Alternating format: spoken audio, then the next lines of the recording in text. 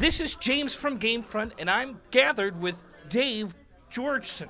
That's right. All right, and he is the creative designer, boss, the man in charge of the whole EverQuest franchise.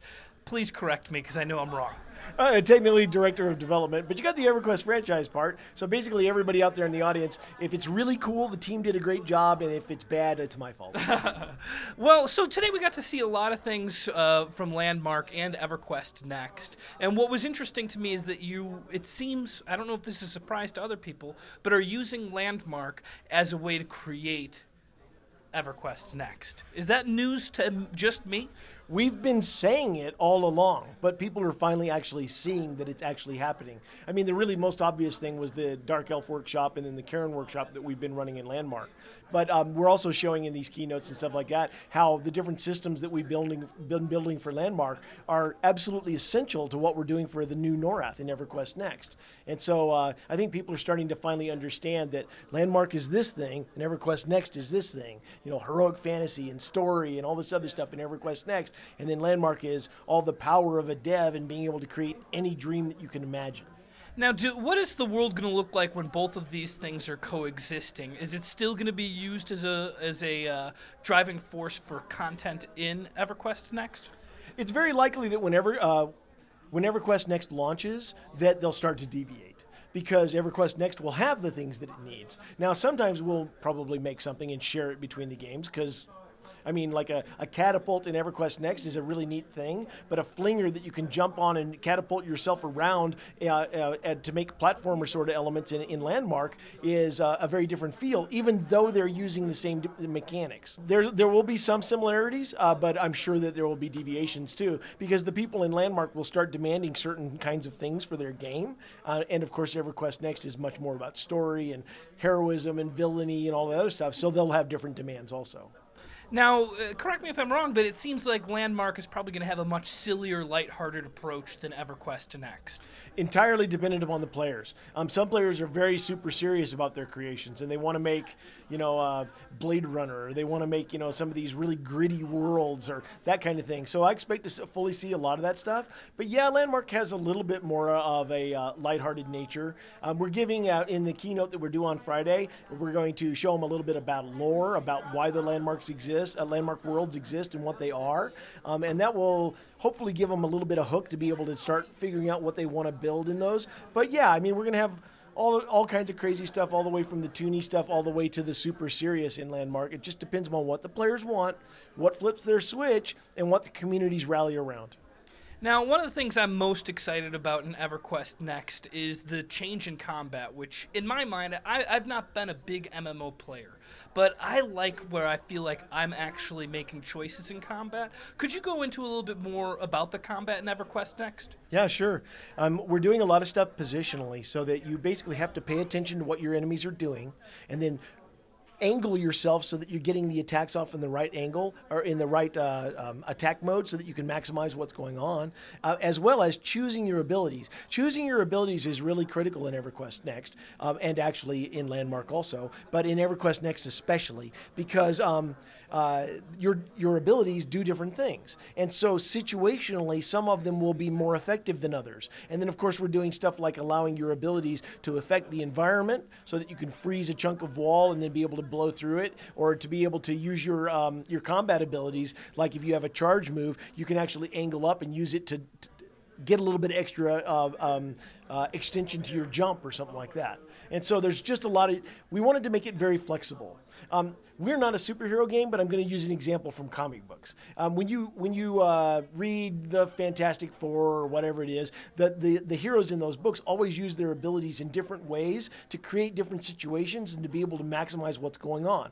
Like I said, we're not a comic book, but we want that same sort of theory. We want people to be able to experiment with their abilities in the world and be able to use them in different ways that other players and other monsters don't expect. Because that's fun. You get to be able to, you don't just go, well, in this situation, I need to use that ability.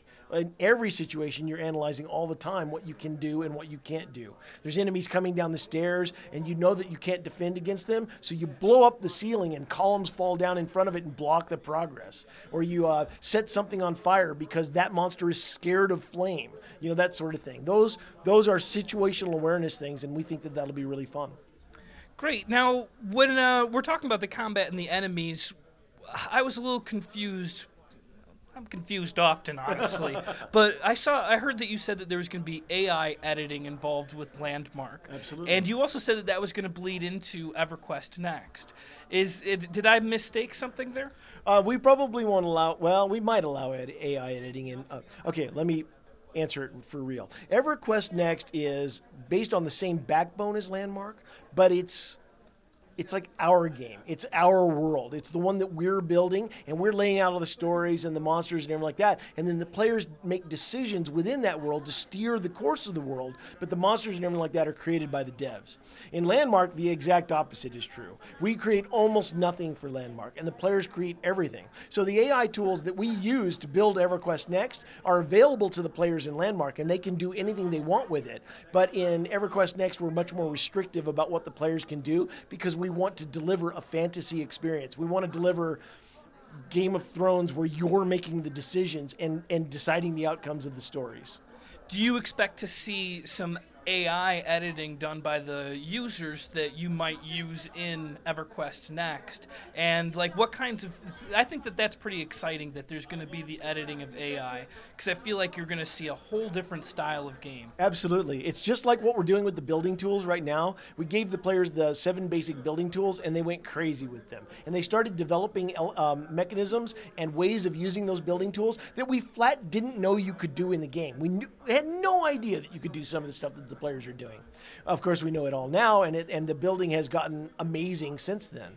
We fully expect that to happen with the scenario tools that we release, the PvP combat elements, and the AI editing. All of that stuff, the players are going to go crazy with whatever we give them because they have infinite time and all kinds of amazing skill. And then, of course, we'll skim. We'll talk to them and say, hey, do you mind if we use that in the game? And if they say yeah, then hell yeah. Now, could you shed a little, I'm just going to wrap it up with something that I'm excited about, because you're saying with EverQuest Next that the story is going to be unraveling due to the choices that the players in the game make. Absolutely. Now, how do you prepare when you don't know what the players are going to choose to make sure that there's a story in front of it to be told?